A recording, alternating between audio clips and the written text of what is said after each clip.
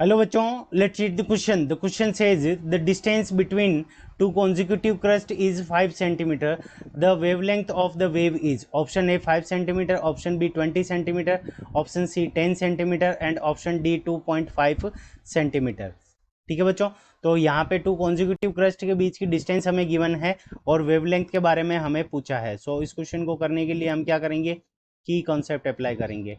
सो की कॉन्सेप्ट, अब की कॉन्सेप्ट के अंदर जो हमारी वेवलेंथ की डेफिनेशन होती है वो हमारा की कॉन्सेप्ट हो जाएगा. सो वेव लेंथ, ठीक है.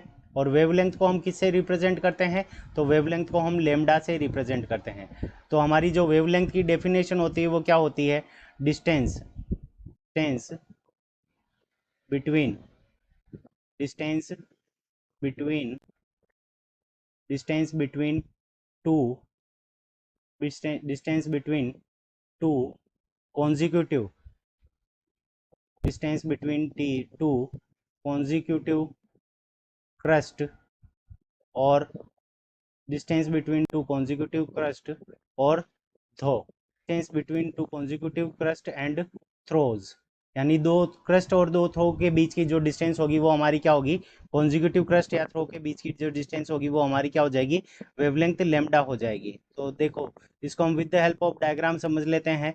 तो देखो ये सबसे पहले ये कोई वेवलेंथ है, तो ये हमारा क्या हो जाएगा, एक क्रस्ट हो जाएगा. जो हाईएस्ट पॉइंट होता है वो क्रस्ट होता है. तो इस पॉइंट के और इस पॉइंट के बीच की जो डिस्टेंस होगी वो हमारी किसके इक्वल होगी, लेमडा के इक्वल होगी.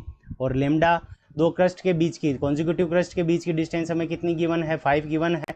सो यहाँ पे ये लेमडा इज इक्वल टू हमारे पास में कितना आ जाएगा, 5 सेंटीमीटर. सो 5 सेंटीमीटर हमें ऑप्शन ए में गिवन है.